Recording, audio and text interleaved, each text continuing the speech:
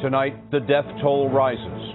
More bodies are found under the mudslide. Danielle Nottingham tells us who lived and who died was a matter of inches. CBS News goes along on the search for Flight 370 as a satellite sends back an intriguing image. Is it wreckage from the plane? Reports from Holly Williams and Chip Reed. Putin sends more troops to the Ukrainian border. Is Russia planning to grab more land? David Martin is at the Pentagon. Charlie D'Agata is in Ukraine. And how could anyone caught in this fire survive? Oh, my God. Manuel Bojorquez will show you how someone did. Oh, God, oh, God, oh, God. This is the CBS Evening News with Scott Pelley. Good evening. Could anyone still be alive tonight, maybe in a pocket under the mud in Oso, Washington?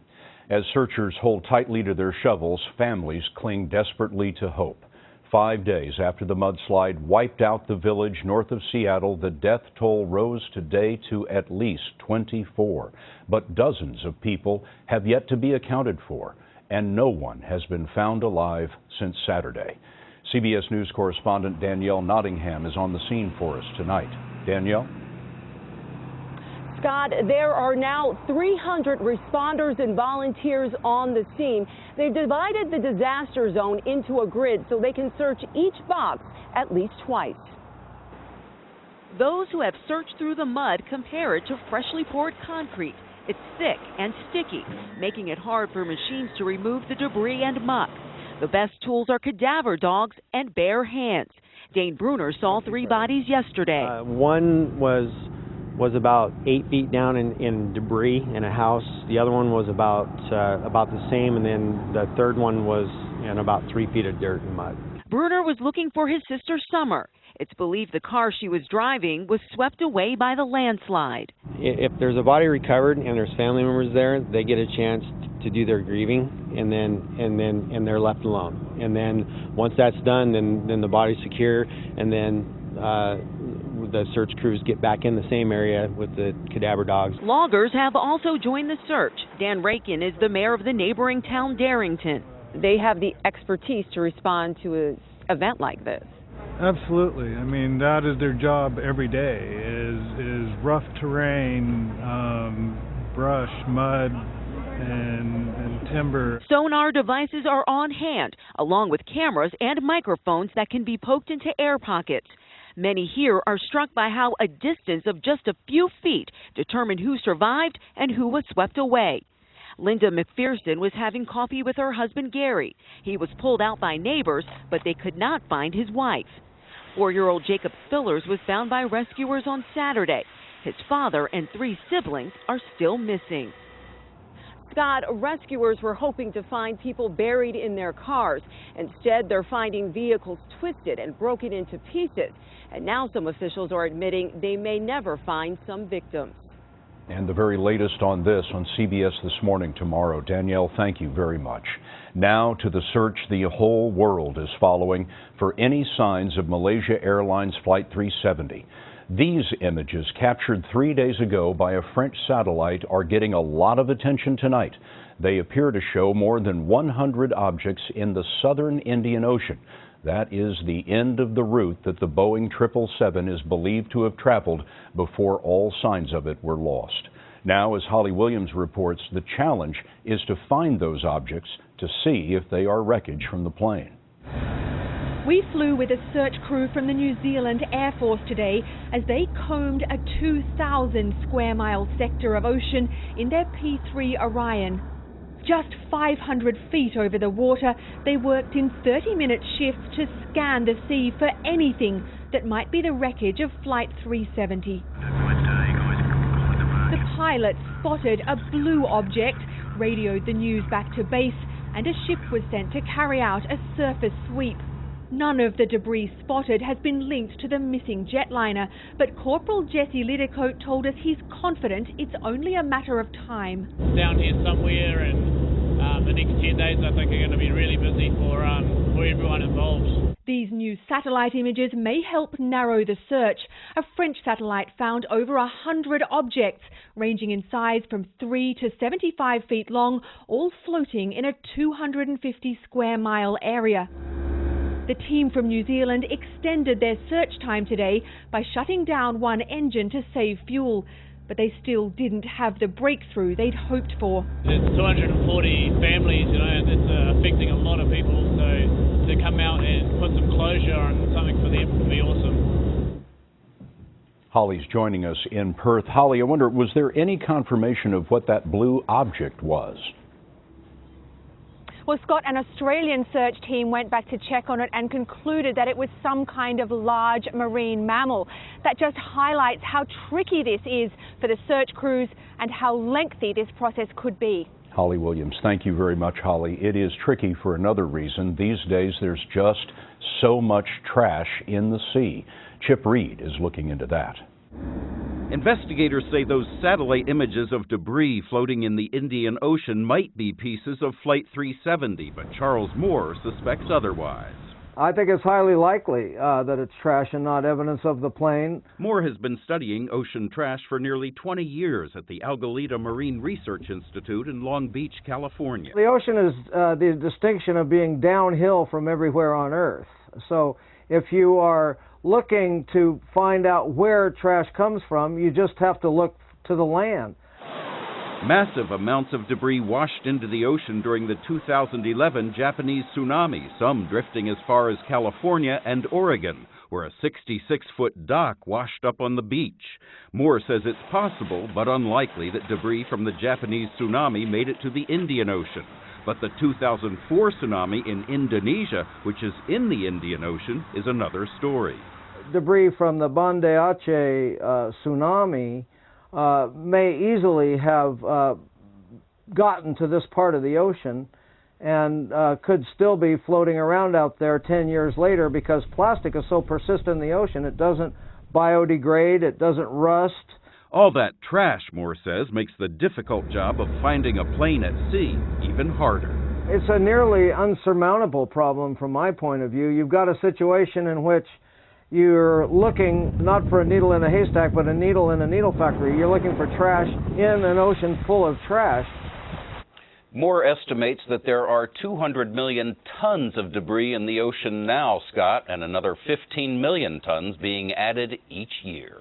Chip, thanks very much. Now, the FBI has been examining the flight simulator that was taken from the home of the Malaysia Airlines captain. Late today, correspondent Bob Orr learned that some of the files deleted from the hard drive have been recovered, but sources tell him nothing suspicious was found. Tonight, there is more troubling news on Ukraine. David Martin has learned there is growing concern in the U.S. military that Russia could take more of Ukraine after annexing Crimea last week. David is at the Pentagon for us tonight. David? Scott, no one knows what Vladimir Putin will do next, but U.S. intelligence analysts believe he may be preparing to carve out a land corridor connecting Russia directly with Crimea.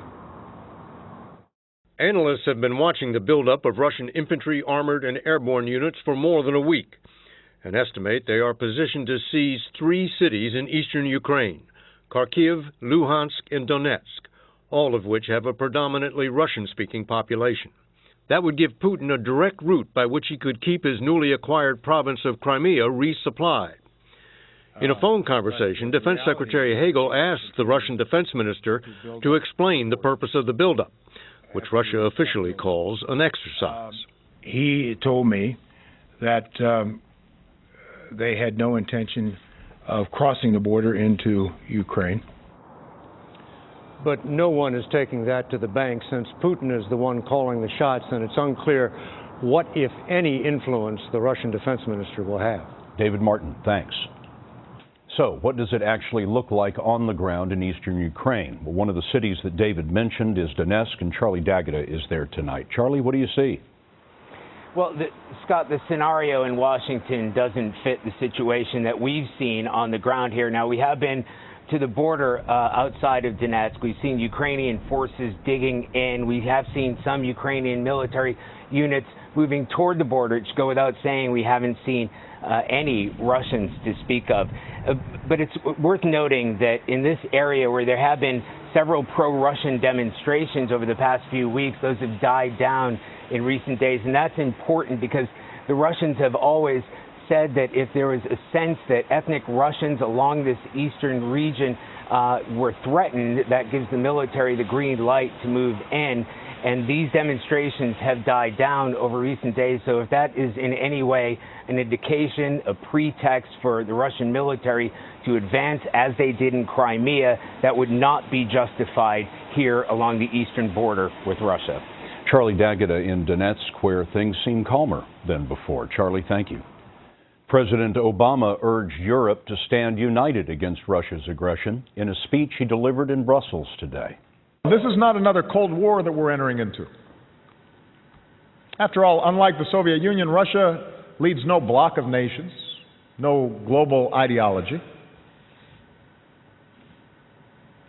The United States and NATO do not seek any conflict with Russia.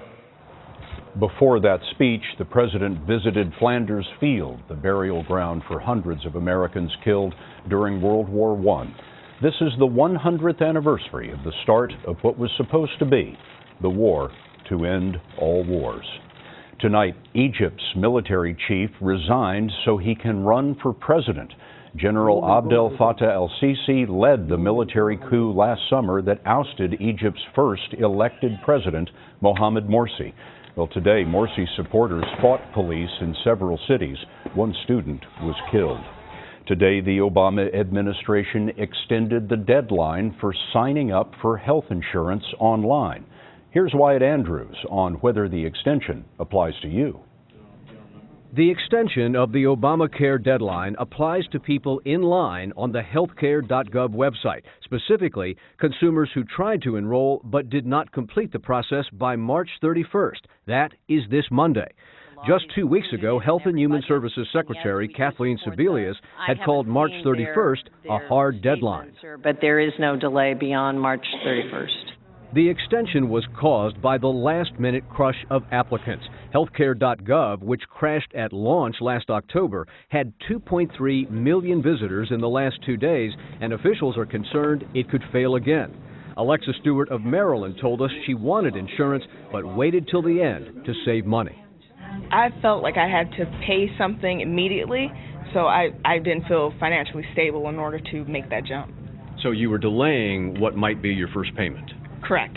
But how the administration will measure who was in line and who gets this extension is an issue, because essentially the system will take your word for it. Here was the reaction from House Speaker John Boehner.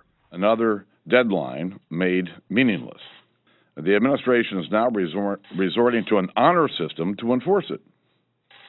The hell is this, a joke? The reaction from the insurance industry was mixed today. Scott, insurers want a deadline to be set and very soon, but it is also true that these same insurers will probably win more customers who are younger and more profitable. Wyatt, thanks very much. It also seemed that winter got an extension today. This is a massive storm that clipped the Northeast. The New Jersey shore got half a foot of snow.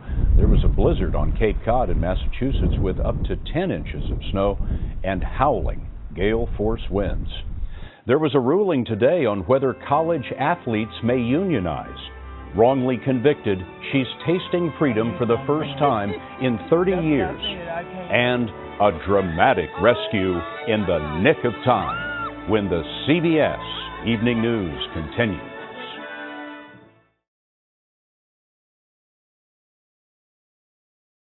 Tonight, investigators in Houston are looking into the possibility that a welder's torch set off a fire that destroyed a $50 million apartment complex under construction.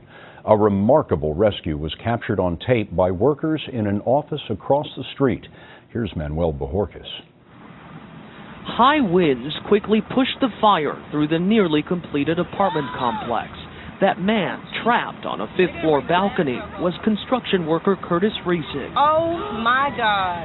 I said, man, I'm going to die right here. I thought I was going to die right there. And I said, I got to do something. I said, God, you got to save me. You got to get me out of here. The only way off the balcony was a fire truck ladder. Houston Fire Captain Brad Hawthorne was near the top rung. The fire, just the popping and cracking of the fire is really loud. You can just hear the roar of the fire. So I was on the ladder in full gear. It was really hot. And we're lowering the ladder to him. You know, he jumped from the 5th to the 4th floor. His feet made it okay, but when he was falling back, his hands caught him, and his hand barely caught the edge. Oh, my God. Tell him, hold on a second, let's get in position. He did. He was real calm, cool, and then give him the signal, hey, to jump. He jumped to the ladder a couple of feet and just grabbed onto him, said, hold on, because about 4 to 5 seconds, the whole 5th floor and the roof collapsed. You could hear like a big snap crack as it's falling. Seconds later, you feel the heat, and the wall falls. You know, it's pretty close.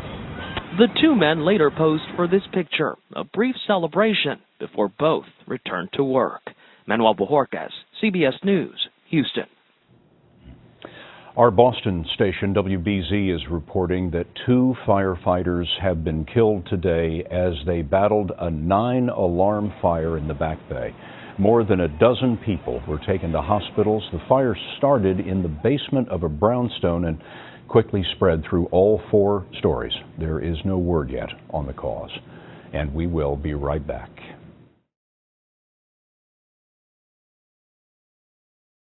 It's just a first step, but there was a remarkable ruling today that could revolutionize college sports.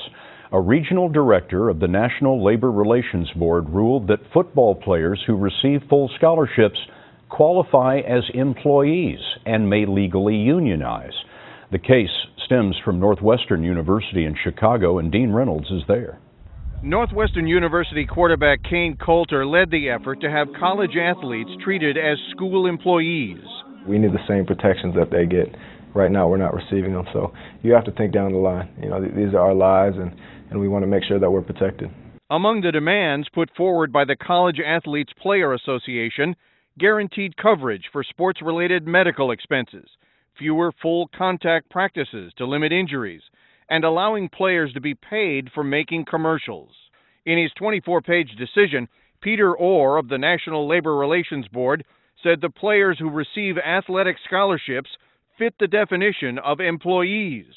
But critics point out that classing players as employees could lead to huge salary demands, to strikes, or lockouts.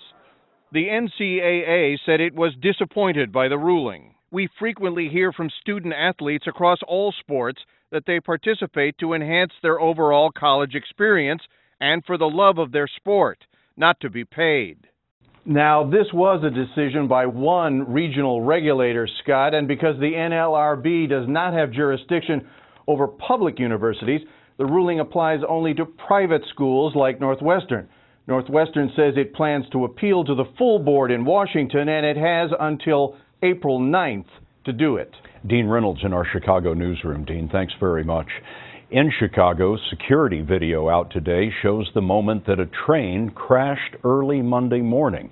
The train never slowed down until it flew off the tracks and up a stairway and escalator at O'Hare Airport. More than 30 people were hurt, including the train operator who has admitted dozing off. She's only been on the job 2 months.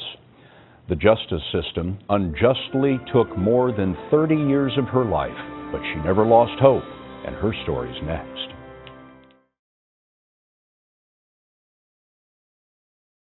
Our final story tonight is about Mary Jones.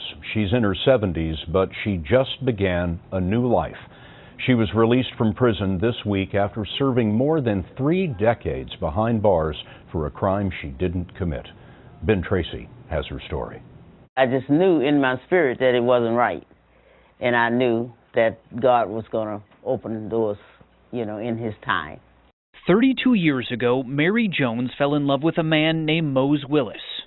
Not knowing who he really was. He wasn't a good guy. No. Willis killed someone during a drug deal in an alley. Mary Jones drove him there. He forced you? Yes. At gunpoint? At gunpoint, yes. And you felt like had you not driven that car, he would have killed you? Yes. In 1981, she was convicted of first-degree murder and given a life sentence. Hi. How are you? But Mary Jones's case was reopened with help from Laura Donaldson and other law students at the University of Southern California. They argued Jones had been abused by her boyfriend and forced into the crime. On Monday, a judge ordered her released, and Jones's family released their joy. Her daughter, Denitra, spoke outside the courthouse. I'm excited. We got a lot of Mother Days to catch up on that are unconfined. Okay, thank you. Today, she took her mom to the DMV to get an ID card. Mary Jones is now 74. In 32 years, what do you feel you missed? Well, I miss my grandbabies. I didn't get to hold them on my lap. I didn't get to see them crawl. So I missed all of that. I did. Behind bars, Jones started a Bible study and was known as Mother Mary. Former inmate Patricia Elder was there to welcome her when she was freed. You become like family when you're there for all that many years with people, you know. What did you learn about yourself in 32 years in there? I learned patience. I would imagine you have to in that situation. Yes, you do. You have to hurry up and wait. She waited 11,875 days to be free. Ben Tracy, CBS News, Los Angeles. And that's the CBS Evening News for tonight. For all of us at CBS News all around the world, good night.